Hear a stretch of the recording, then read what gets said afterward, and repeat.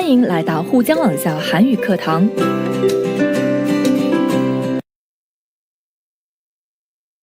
여러분 안녕하세요. 아라예요. 오늘 수업에서 또 만났네요. 반갑습니다.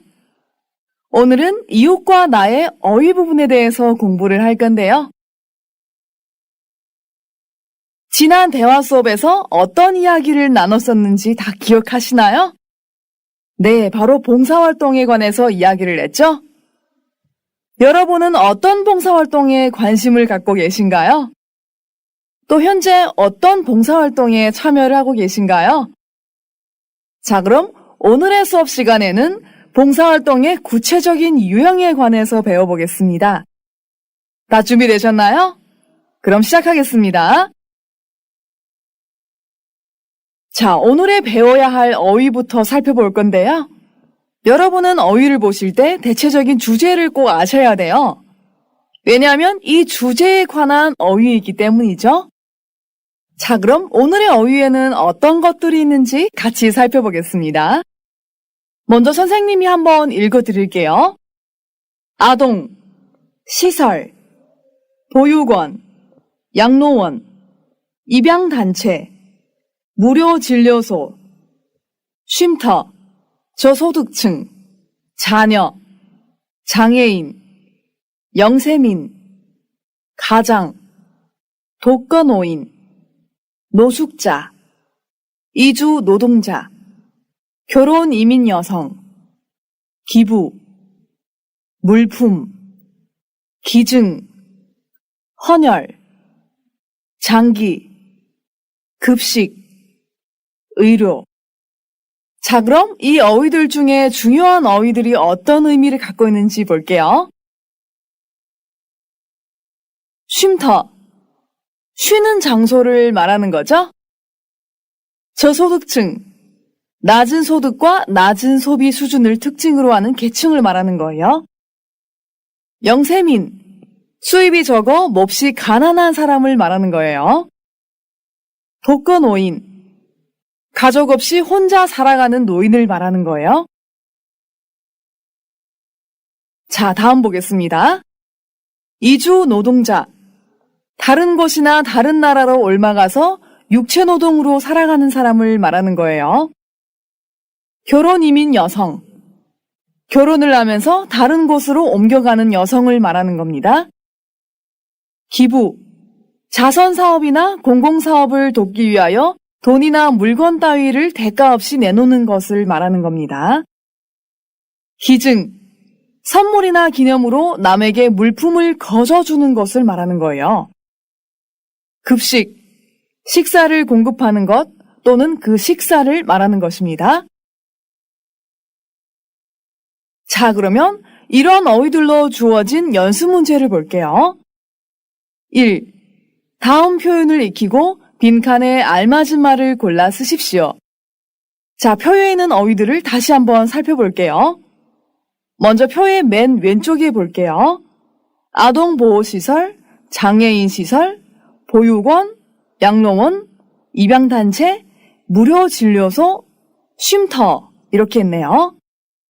자, 이런 분류는 어떤 것을 가리킨 걸까요? 네, 바로 봉사기관과 시설을 분류한 거네요. 다음 칸의 가운데에 있는 어휘들을 볼게요. 저소득층 자녀, 장애인, 영세민, 소년, 소녀 가장, 독거노인, 노숙자, 이주 노동자, 결혼 이민 여성 이렇게 했네요. 전부 다 어려운 사람들이죠? 즉 봉사가 필요한 사람들을 이렇게 분류했네요. 다음 칸의 오른쪽 어휘를 보도록 하겠습니다. 기부, 물품 기증, 헌혈 장기 기증, 무료 급식, 교육 봉사, 의료 봉사, 노력 봉사 이렇게 했네요. 자, 이것은 봉사의 내용들이죠.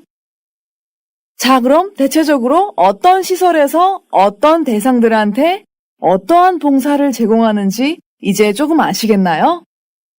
예를 들어 아동보호시설에는 보호가 필요한 아동들을 대상으로 하여서 봉사를 진행하겠죠? 그럼 오른쪽 봉사 내용에서 어떤 봉사를 제공할 수 있을까요? 네, 보시면 물품 기증, 무료 급식, 교육봉사, 의료봉사 등이 있죠? 그럼 아래 빈자리에 한번 알맞은 말을 골라 써보세요.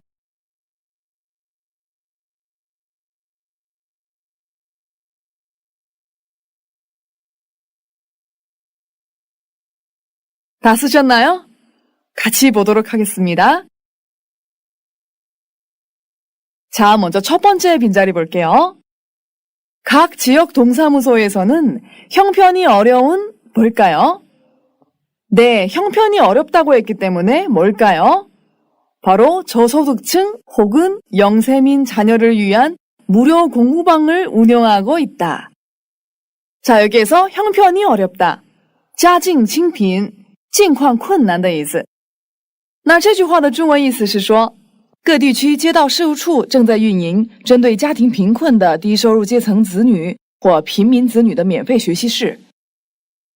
자, 다음 두 번째 보겠습니다. 우리 아파트 분녀회에서는 돌봐줄 사람이 없어 어렵게 사는 우리 동네에 누구에게 점심을 제공하고 있을까요? 돌봐줄 사람이 없다고 했기 때문에 보호가 필요한 어린이나 노인이겠죠? 그리고 돌봐줄 사람이 없어서 어렵게 살고 있다고 했기 때문에 아무래도 약간 불편한 노인이 더 가깝겠죠? 그래서 독거노인이라고 쓰시면 돼요. 자, 여기에서 분녀회, 妇女会的意思。那这句话的中文意思是说，我们公寓妇女会给因为没有人照料而艰难生活的邻里的独居老人提供午餐。 자, 세 번째 보겠습니다. 의대 학생들과 교수들은 노숙자와 이주 노동자를 위해 무료 진료소에서 주말마다 무엇을 하고 있을까요? 네, 의대 학생들과 교수들이라고 했기 때문에 의료봉사를 하고 있겠죠? 그래서 의료봉사를 라고 쓰시면 돼요. 在这里의대是의과대학的缩略语，医科大学的意思。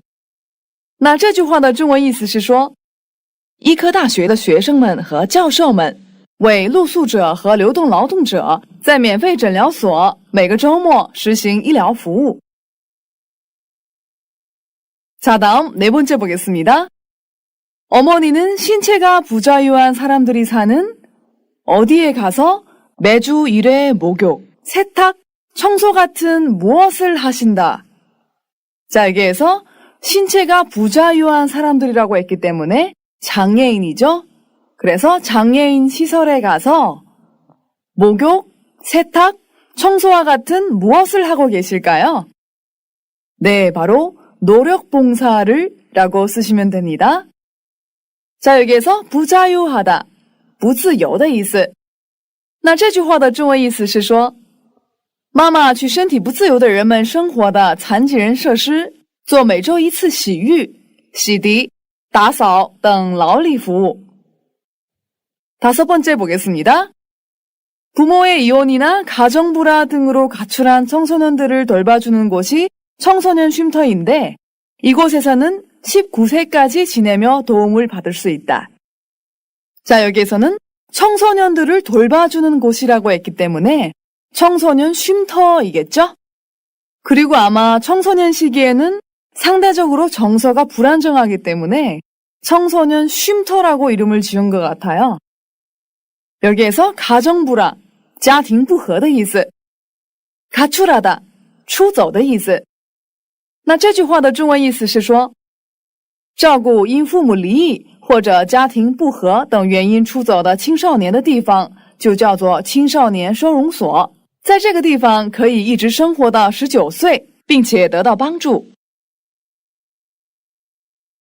자, 다음 여섯 번째 보겠습니다. 부모 없는 어린 아기들이 입양단체를 통해 새 부모의 품으로 떠나간다.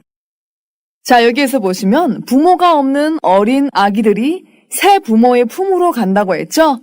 자, 이런 과정은 어떤 단체를 거칠까요? 바로 입양단체죠? 그래서 입양단체를 라고 쓰시면 됩니다. 자, 여기에서 보시면 품, 怀抱的意思 떠나가다, 离去, 离开的意思那这句话的中文意思是说，没有父母的小孩子通过领养团体离开至新的父母怀抱里. 자, 다음 7번째 보겠습니다. 무엇을 주기적으로 하면 몸속에 새로운 신선한 피가 다시 생성되기 때문에 건강에 더 좋다고 한다. 여기에서 새로운 신선한 피라고 했기 때문에 당연히 헌혈이겠죠? 헌혈을 하면 몸속에 새로운 피가 생성되겠죠? 그래서 헌혈을 라고 쓰시면 돼요. 여러분들은 헌혈을 해보셨나요? 저는 부끄럽지만 단 한 번도 헌혈을 해본 적이 없어요. 다음에는 헌혈하는 단체를 보면 꼭 가서 해보고 싶어요. 자, 여기에서 보시면 주기적, 周期的,周期性的的意思.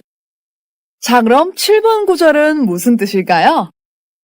这句话的中文意思是说，人们说因为周期性的献血，体内就会生成新的新鲜血液，所以更有利于健康. 자, 어때요? 여러분들도 이렇게 다 쓰셨나요? 이런 연습 문제를 완성하실 때는 어휘들 사이에 어떤 관계가 있는지 잘 구분하시면 정말 쉬운 것 같죠? 자, 그럼 1번 어휘 문제를 마치고 같이 2번 어휘 문제를 보겠습니다. 여러분 나라에서는 이웃을 위해 어떤 봉사활동을 많이 하는지 위 어휘를 사용해 이야기해 봅시다. 자, 세계적으로 봉사활동은 다 비슷하죠? 그리고 요즘에는 아프리카 같은 데로 봉사활동을 많이 가잖아요. 그래서 선행은 국경이 없는 것 같아요. 하지만 우리나라에서는 어떻게 봉사활동을 하는지, 어떻게 선행이 이루어지는지 이야기를 해야겠죠? 자, 여러분들 잘 생각해 보세요. 우리나라에서는 어떤 식으로 선행을 하나요? 또 어떤 부류의 봉사활동이 많은가요? 여러분들도 다 아시겠지만 몇 년 전에 중국에 아주 큰 자연재해가 일어났죠? 바로 사천 대지진인데요. 저는 거기에 대해서 한번 써봤어요. 우리나라에서는 자연재해가 발생하였을 때 피해자들을 위해 헌금을 합니다. 가장 놀랐던 건 몇 해 전에 일어났던 사천 대지진이었습니다. 어마어마한 피해자들이 속출하였고 지진은 아주 긴 시간 동안 계속 진행이 되었습니다. 그 당시 상황은 아주 위험하였지만 많은 의대생들과 자원봉사자들이 선뜻 나섰습니다. 각 지역의 의사선생님들은 지원자로 나서서 현장에서 상자들을 치료해 주었고 나라의 여러 재단에서는 후원금을 모으기 시작했습니다. 그 뒤로 자연재해가 일어나면 우리나라 국민들은 한치의 망설임도 없이 단결해서 함께 문제를 해결해 나갔습니다. 선행은 가진 것만큼 함으로써 십시일반이라고들 하는 것 같습니다. 자, 어때요? 너무 따뜻한 얘기죠? 그 다음은 제가 직접 참여한 봉사활동을 한번 써봤어요. 요즘은 선행을 주도하는 재단이나 정보들이 아주 많습니다. 이런 재단은 후원금을 모아 불우이웃 돕기에 앞장섭니다. 예를 들면 안 입는 옷과 안 쓰는 물건을 받는 단체도 있고 정기적으로 회비를 걷어들여 기부금으로 사용하는 그룹이나 모임도 많습니다. 저도 몇 달 전에 천사 모임이라는 그룹에 가입하여 달마다 회비를 납부하고 있습니다. 그리고 실제로 지난달에 이 회비로 갑자기 뇌출혈이 와 쓰러진 젊은이를 살려냈습니다. 더불어 사는 세상에서 나의 작은 힘이 도움이 되었다니 정말 뿌듯했습니다. 선행은 말 그대로 도움을 받아서 기분이 좋고 도울 수 있어서 즐거운 것 같습니다. 저는 수입이 있든 없든 선행을 계속할 생각입니다. 자, 어때요? 여러분들도 이렇게 쓰실 수 있겠죠? 오늘의 어휘 수업에서는 봉사활동의 여러 유형에 관해서 공부를 해봤어요. 여러분들은 이런 봉사활동의 유형을 통해서 어떤 봉사활동을 하고 싶은지 또 본인이 직접 참여한 봉사활동이 이 어휘들 가운데 있다면 오늘의 배운 어휘들을 통해서 더 구체적으로 표현을 할 수 있겠죠? 자, 이 부분에 대해서는 수업이 끝난 뒤에도 꼭 친구들과 이야기를 나눠보세요. 我们来做个小练习吧。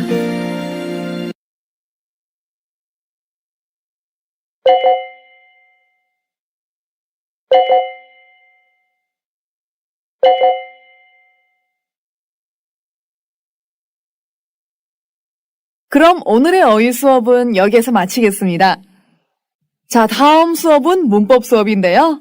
문법 수업 시간에는 봉사 활동에 관한 내용뿐만 아니라 더 많고 구체적인 표현을 하는 방법을 배워볼 거예요.